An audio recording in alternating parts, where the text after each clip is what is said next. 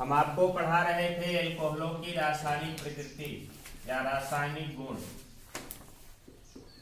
एल्कोहलों के रासायनिक गुण। एल्कोहलों के रासायनिक गुण के अंतर्गत हमने आप लोगों को दो टाइप्स की अभिक्रियाएं बता दिया था। पहले हमने बताया था एल्कोहलों की हाइड्रॉक्सिल समूह के हाइड्रोजन परमाणुओं का विस्थापन, और दूसरा हमने बताया था पूरा का पूरा हाइड्रॉक्सिल समूह मतलब OH समूह की अभिक्रियाएं। और एक तीसरा टाइप का हमने बताया था एल्कोहलों की अन्य अभिक्रियाएं। तीसरी टाइप हम बता रहे थे आप लोगों को एल्कोहलों की अन्य अभिक्रियाएं। एल्कोहलों की अन्य अभिक्रियाएं। अन्य अभिक्रिया के अंतर्गत हमने सबसे पहले आप लोगों को बताया था कौन सा? दुर्बल अम्लीय प्रकृति। दुर्बल अम्लीय प्रकृति, इसके बारे में हमने बताया था एल्कोहल प्रबल क्षारों के प्रति दुर्बल अम्लीय व्यवहार को प्रदर्शित करता है। एल्कोहल प्रबल क्षारों के प्रति, प्रबल क्षार का मतलब स्ट्रॉन्ग बेस के प्रति वीक एसिड का व्यवहार करता है एल्कोहल। लेकिन एल्कोहल कभी भी जल के पीएच मान में कोई परिवर्तन नहीं करता है, और ना तो अम्ल क्षार सूचक एसिड बेस इंडिकेटर के साथ कोई भी प्रतिक्रिया प्रदर्शित करता है। ये क्यों अम्लीय गुण प्रदर्शित करता है? क्योंकि यह हाइड्रोजन परमाणुओं को विस्थापित करता है। हमने अभिक्रिया बताया था आप लोगों को, बताया था हमने ROH यहाँ से क्या विस्थापित कर देता है सोडियम के द्वारा, हाइड्रोजन का विस्थापित कर देता है RONA प्लस हाफ H2, मतलब कि हाइड्रोजन विस्थापित हो जाता है। और जो हाइड्रोजन विस्थापित करता है उसका व्यवहार कैसा होता है? एसिडिक नेचर का होता है।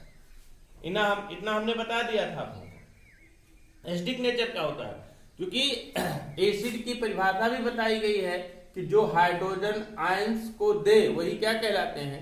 एसिड कहलाते हैं, अर्थात अम्ल कहलाते हैं। इसके बाद हमने इनकी क्रियाशीलता का क्रम भी बता दिया था किस तरीके से। R3COH क्या होगा? सबसे कम अम्लीय होगा। R2CHOH उससे अधिक अम्लीय होगा। RCH2OH उससे अधिक अम्लीय होगा, और CH3OH उससे अधिक अम्लीय होगा। मतलब कि तृतीयक एल्कोहल की अम्लीय प्रकृति सबसे कम, द्वितीयक की उससे ज्यादा, प्राथमिक की उससे ज्यादा, और प्राथमिक में मेथिल अल्कोहल की अम्लीय प्रकृति सबसे ज्यादा होती है ना। अब आपको पढ़ना क्या है?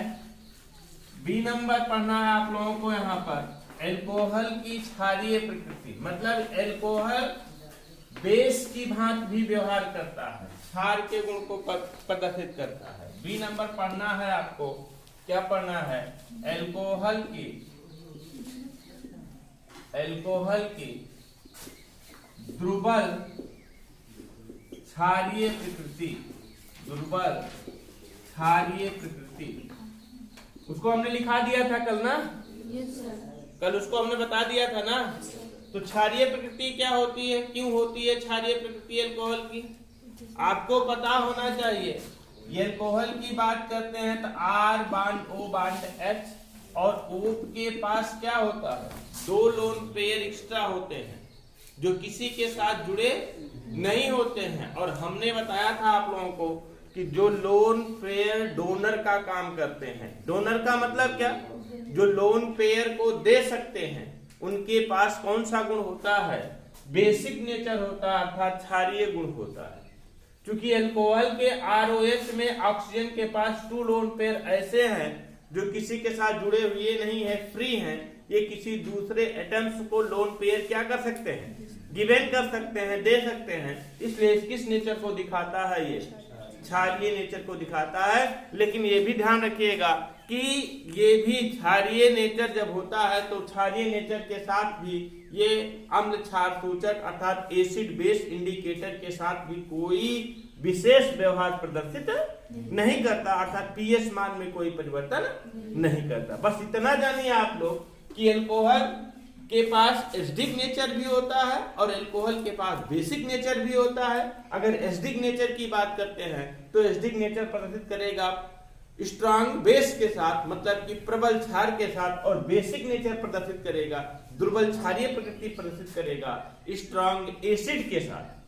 अगर इसकी बात करें अल्कोहल दुर्बल क्षारीय किसके साथ प्रदर्शित करेगा, किस पदार्थ के साथ इसका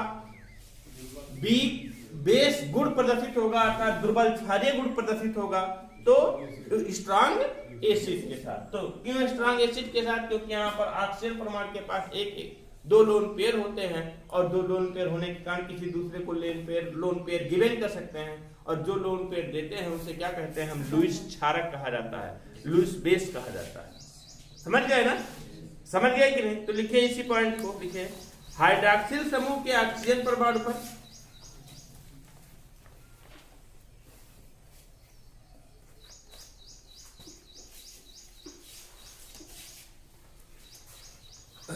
हाइड्रॉक्सिल समूह के ऑक्सीजन परमाणु पर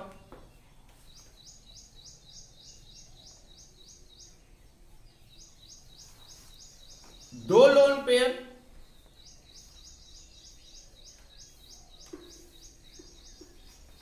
की उपस्थिति के कारण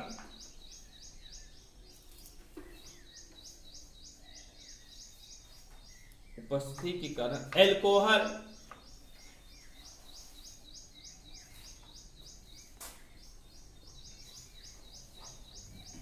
प्रबल अम्लों के प्रति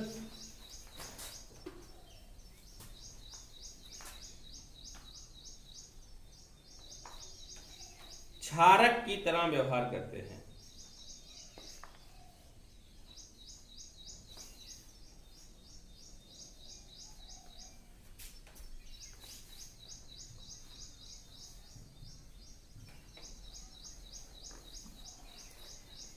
क्षारक की भांति व्यवहार करते हैं। अगला पढ़ना है आप लोगों को निर्जलीकरण। किसका निर्जलीकरण? अल्कोहलों का निर्जलीकरण। सी नंबर,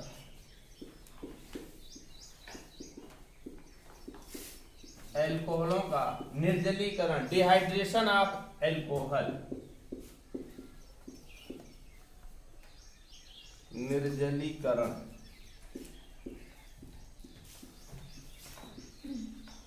डिहाइड्रेशन ऑफ अल्कोहल। देखिए, अल्कोहल का जब निर्जलीकरण होता है, डिहाइड्रेशन होता है। डिहाइड्रेशन का मतलब क्या, निर्जलीकरण का मतलब क्या? जल के अणुओं का बाहर निकलना। जल के अणु बाहर निकलते हैं। अल्कोहल के डिहाइड्रेशन के फलस्वरूप एल्कीन का निर्माण होता है। किसका निर्माण होता है? एल्कीन का निर्माण होता है। और डिहाइड्रेशन की प्रक्रिया होती क्या है, किस तरीके की उपस्थिति में? H2SO4 की उपस्थिति में या Al2O3 की उपस्थिति में। इनकी प्रेजेंस में होगी यह क्रिया। किसकी उपस्थिति में? सल्फ्यूरिक अम्ल की उपस्थिति में या एल्यूमिना की उपस्थिति में अल्कोहल का निर्जलीकरण होगा और क्या बनेगा आपका? एल्कीन का निर्माण होता है। किसका निर्माण होता है? एल्कीन का निर्माण होता है। अब क्रिया किस तरीके से होती है, तो सबसे पहले ये भी जान लीजिए कि निर्जलीकरण की प्रक्रिया के फलस्वरूप या निर्जलीकरण की प्रक्रिया में सबसे तेजी से निर्जलीकरण किसका होगा? सबसे फास्ट निर्जलीकरण किसका होता है? तो सबसे फास्ट निर्जलीकरण होता है आपका तृतीयक अल्कोहल का। किसका होता है? तृतीयक अल्कोहल का। उसके बाद किसका होता है आपका? द्वितीयक अल्कोहल का। किसका होता है? द्वितीयक अल्कोहल का। उसके बाद किसका होता है आपका? प्राथमिक अल्कोहल का। किसका होता है? प्राथमिक अल्कोहल का। अब जानिए कि निर्जलीकरण की प्रक्रिया होती कैसे है। निर्जलीकरण में होता क्या है? कोई भी अल्कोहल लेते हैं, जैसे हमने ले लिया आपका RCH2CH2OH, अल्कोहल है कि नहीं है? अल्कोहल है ना। अब इसको हम किसकी उपस्थिति में? सांद्र H2SO4 की उपस्थिति में गर्म कर देते हैं। H2SO4 की उपस्थिति में, H2SO4 की उपस्थिति में हम इसको गर्म कर देते हैं लगभग 170 अंश सेंटीग्रेड टेम्परेचर पर। तो यहां से तो निकल जाएगा बेटा OH, देखिए ना समझ में आ रहा हो एल्कोहल के बारे में तो उसको हम और थोड़ा सा विस्तार बांड लगा करके लिख लेते हैं। R bond CH2 bond CH2 bond OH।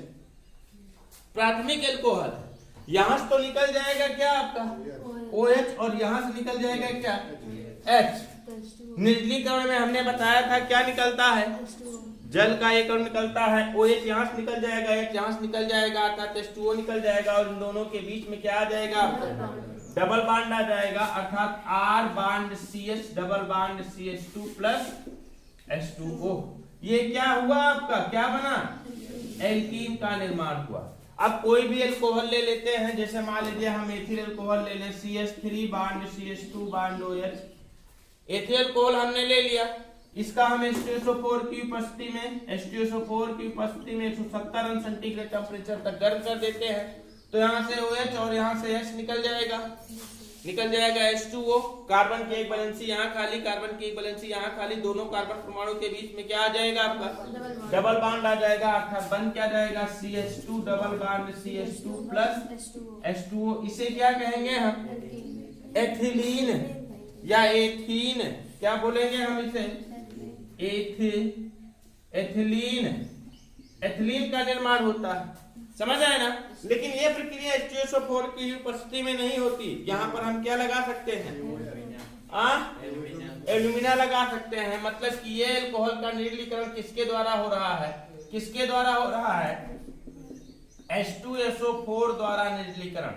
किसके द्वारा हो रहा है, H2SO4 द्वारा निर्जलीकरण, H2SO4 के द्वारा निर्जलीकरण हो रहा है।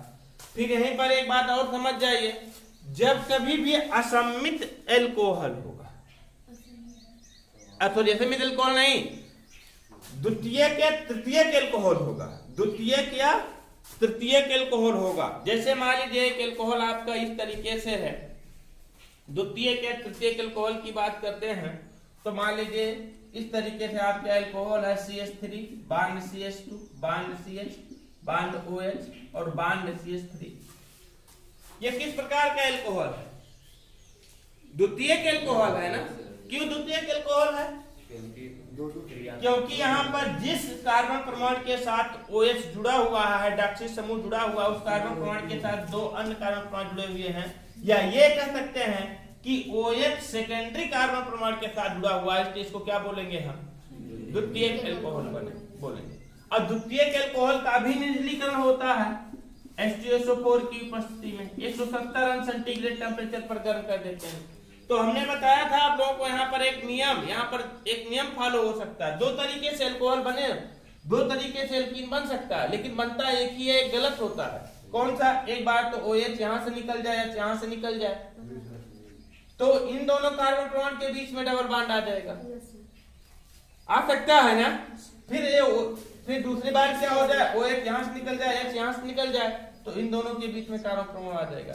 लेकिन दोनों तो बनेगा नहीं, बनेगा एक ही। जब एक ही बनता है तो कौन सा बनता है, जिस कार्बन परमाणु पर हाइड्रोजन परमाणु की संख्या न्यूनतम होती है, कम होती। इस नियम को कौन सा नियम कहते हैं, सेट-जैफ का नियम। तो हम लिखेंगे यहाँ पर क्या, कि द्वितीयक एल्कोहलों का निर्जलीकरण, द्वितीयक या किस प्रकार के एल्कोहल, तृतीयक एल्कोहलों का निर्जलीकरण, एल्कोहलों का निर्जलीकरण किसके नियमानुसार होता है, सेट-जैफ के नियमानुसार होता है, सेट-जैफ के नियमानुसार होता है।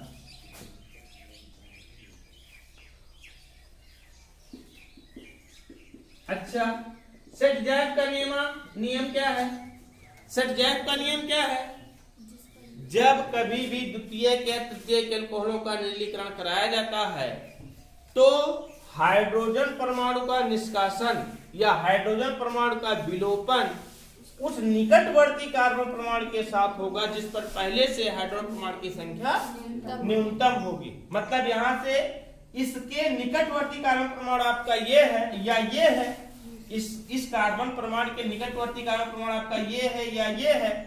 अब किससे हाइड्रोजन परमाणु विलुप्त होगा, जिस पर पहले हाइड्रोजन की संख्या न्यूनतम होती है, इस पर हाइड्रोजन की संख्या 3 है, इस पर हाइड्रोजन की संख्या 2 है, इसलिए यहाँ से निकलेगा हाइड्रोजन और यहाँ से निकल जाएगा OH, बना लेगा क्या आपका H2O, और उन दोनों के बीच में क्या आ जाएगा, डबल बॉन्ड आ जाएगा, अर्थात बनेगा क्या आपका, क्या बनेगा, CH3 bond CH double bond CH bond CH3 और प्लस क्या H2O, अर्थात सत्य जैव के नियमानुसार इसको का मार्कोनी-काफ के नियम में जुड़ता है, मार्कोनी-काफ के नियम में जुड़ता है, सत्य जैव के नियम में बाहर निकलता है, मार्कोनी-काफ के नियम में ऐड होता है ना। तो लिखिए निर्जलीकरण, अल्कोहलों का निर्जलीकरण, ये अल्कोहलों का निर्जलीकरण किसके प्रेजेंस में होता है बेटा, किसकी उपस्थिति में होता है, सल्फ्यूरिक अम्ल और एल्यूमिना, मतलब कि एल्यूमिनियम ऑक्साइड H2SO4 व Al2O3 की उपस्थिति में होता है,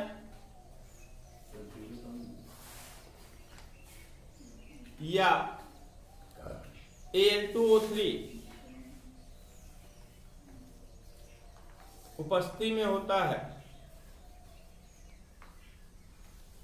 ये अल्कोहलों के निर्जलीकरण के फलस्वरूप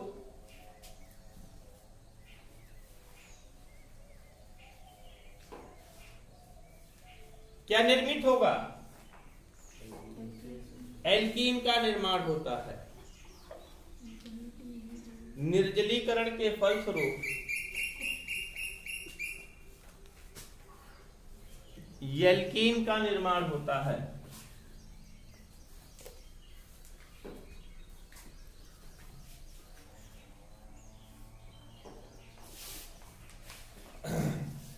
अल्कोहलों की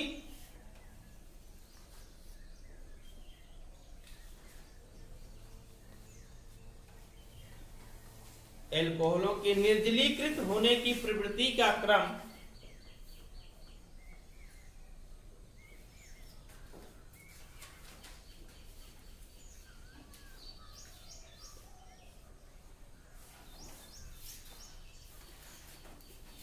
निम्न है।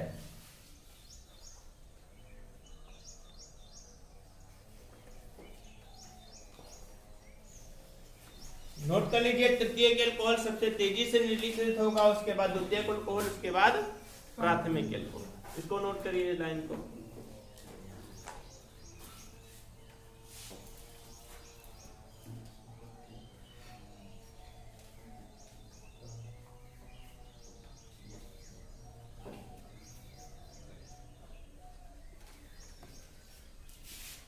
लिखे लिखे इसको, अब हेडिंग डालिए। फर्स्ट नंबर H2SO4 द्वारा निर्जलीकरण।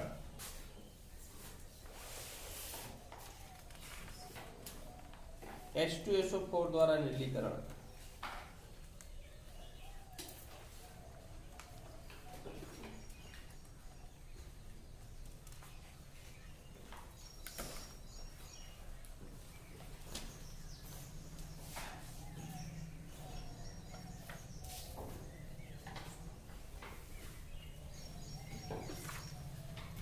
लिखे लिखे प्राथमिक अल्कोहल को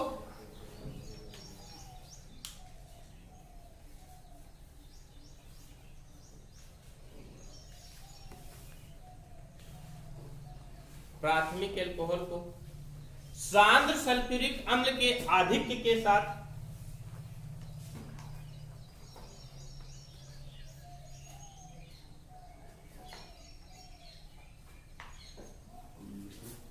सांद्र सल्फ्यूरिक अम्ल के आधिक्य के साथ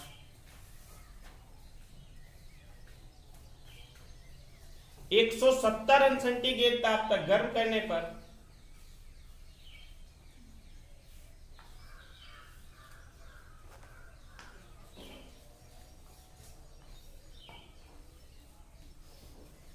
क्या बनती है? एल्कीन बनती है।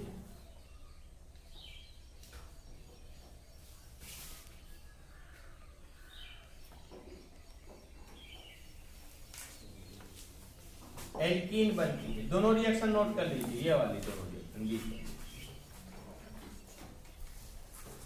नोट किए, नोट किए इसको। अब आगे पढ़ना है आपको एल्यूमिना द्वारा निर्जलीकरण। किसके द्वारा? एल्यूमिना द्वारा निर्जलीकरण। एल्यूमिना का मतलब क्या? Al2O3 द्वारा निर्जलीकरण। आइए देखते हैं कि एल्यूमिना द्वारा निर्जलीकरण कैसे होता है। देखिए बी नंबर देखिए,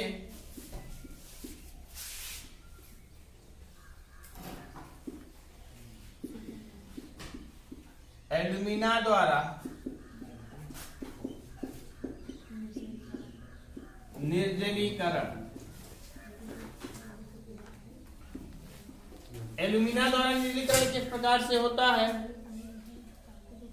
देखिए कोई भी एल्कोहल है, जैसे R bond CH2 bond CH2 bond OH, इसको हम Al2O3 की उपस्थिति में 350 सेंटीग्रेड टेम्परेचर तक गर्म कर देते हैं। तो यहां से OH निकल जाएगा, यहां से H निकल जाएगा और बनेगा क्या आपका यहाँ पर R bond CH double bond CH2 plus H2। यही क्या है? एल्कीन।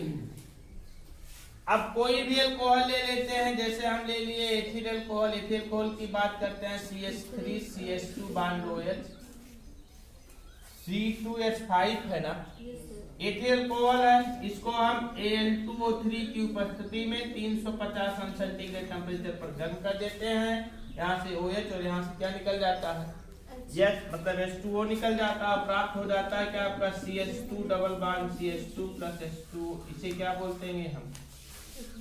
एथीन या एथिलीन। लेकिन अगर हम बात करते हैं द्वितीयक या तृतीयक अल्कोहल की, वही प्रक्रिया पुनः होगी। द्वितीयक या तृतीयक अल्कोहल का निर्जलीकरण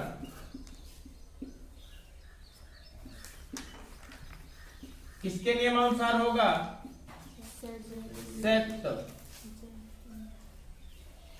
जैक के नियमानुसार होता है। जैक के नियमानुसार होता है। द्वितीयक अल्कोहल की बात करते हैं या तृतीयक अल्कोहल की बात करते हैं तो ये होगा आपका CH3 bond CH2 bond CH bond OH bond CH3। जैक का नियम यह कहता है Al2O3 की उपस्थिति में होगी 350 सेंटीग्रेड टेम्परेचर लगेगा। जैक का नियम यह कहता है कि हाइड्रोजन परमाणुओं का विलोपन उस निकटवर्ती कार्बन परमाणु के साथ होगा। हाइड्रोजन परमाणु का विलोपन उस निकटवर्ती कार्बन परमाणु के साथ होगा जिस पर पहले से हाइड्रोजन परमाणु की संख्या न्यूनतम होती है। तो इस पर 2 हाइड्रोजन परमाणु, इस पर 3 हाइड्रोजन परमाणु, हाइड्रोजन निकलेगा यहाँ से नहीं निकलेगा। जब हाइड्रोजन यहाँ से निकलेगा मतलब इन दोनों के बीच में क्या आ जाएगा आपका? डबल बांड आ जाएगा। मतलब बनेगा क्या आपका यहाँ से CH3 bond CH double bond CH और बांड क्या CH3 प्लस H2। यही क्या होता है आपका जैक का नियम होता है। अर्थात द्वितीयक या तृतीयक अल्कोहलों का निर्जलीकरण किसके अनुसार होता है? जैक के नियमानुसार। नोट कर लीजिए इसको। पढ़ते हैं हम यहाँ पर। अभी तक आप लोगों को प्राथमिक द्वितीयक अल्कोहल का निर्जलीकरण बताया गया। अब तृतीयक अल्कोहल का निर्जलीकरण बताते हैं, फिर उसकी क्रिया विधि बताते हैं। तृतीयक अल्कोहलों का निर्जलीकरण, तृतीयक अल्कोहल का निर्जलीकरण बताते हैं, फिर उसका मैकेनिज्म पढ़ाते हैं। उसका मैकेनिज्म कैसे होगा? तृतीयक अल्कोहल की बात करते हैं तो आपका तृतीयक अल्कोहल ये होता है CH3 bond C bond CH3 bond CH3 bond OH। ये तृतीयक अल्कोहल है कि नहीं? मतलब क्या है आपका? टर्सरी ब्यूटिल अल्कोहल है ना। टर्सरी ब्यूटिल अल्कोहल है। इसको हम गर्म कर देते हैं किसकी उपस्थिति में? H2SO4 की उपस्थिति में। 160 से 170 अंश सेंटीग्रेड टेम्परेचर पर। H2SO4 की उपस्थिति में 160 से 170 अंश सेंटीग्रेड टेम्परेचर पर गर्म कर देते हैं। तो यहाँ पर आप खोजेंगे कि सर सतजैव का नियम कैसे लगाएं कि इस कार्बन के निकटवर्ती कार्बन परमाणु पर जो है 3 कार्बन परमाणु, इस कार्बन के निकटवर्ती कार्बन परमाणु की संख्या 3 है, मतलब इस कार्बन से 3 कार्बन परमाणु जुड़े हुए हैं। अब हाइड्रोजन परमाणु का विलोपन कहां से? सतजैव का नियम ये कहता है कि हाइड्रोजन परमाणु का विलोपन उस कार्बन परमाणु के साथ होता है जिस पर पहले से हाइड्रोजन परमाणु की संख्या न्यूनतम होती है। लेकिन जब सब पर बराबर है तो चाहे जिससे कर दे, तो यहाँ से OH निकल जाएगा, यहाँ से S निकल जाएगा और इन दोनों के बीच में क्या आ जाएगा? आपका डबल बॉन्ड आ जाएगा। अर्थात बनेगा क्या आपका CH3 bond C, double bond क्या CH2 और बॉन्ड CH3 और प्लस क्या बन जाएगा आपका H2O, और इसका नाम क्या होता है? आइसोब्यूटिलीन। क्या बनता है? आइसोब्यूटिलीन बनता है। तो तृतीयक एल्कोहल का निर्जलीकरण इस तरीके से होता है। अब इस तृतीयक एल्कोहल की निर्जलीकरण की क्रिया विधि समझनी है, मैकेनिज्म समझना है ना। तो लिखिए तृतीयक एल्कोहल का निर्जलीकरण, हेडिंग बनाइए, लिखिए तृतीयक एल्कोहल में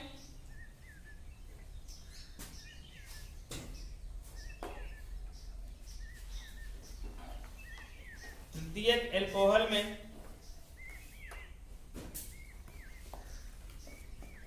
टर्सरी ब्यूटिल एल्कोहल के निर्जलीकरण के फलस्वरूप एल्कोहल के निर्जलीकरण के फलस्वरूप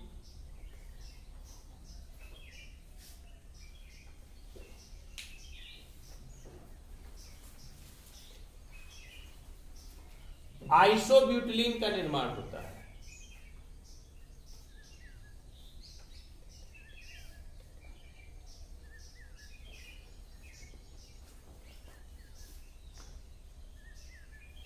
आइसोब्यूटिलीन का निर्माण होता है। नोट कर लीजिए रिएक्शन।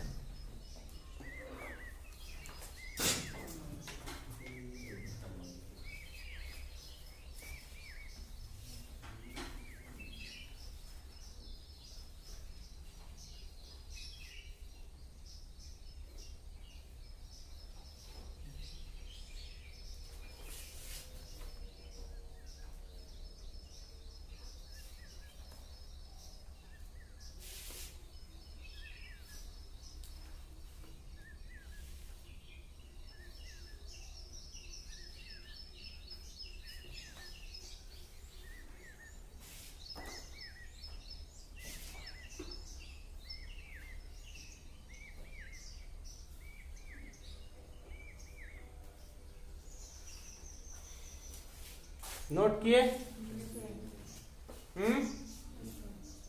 विक्रिया विधि पढ़ा रहे, समय है?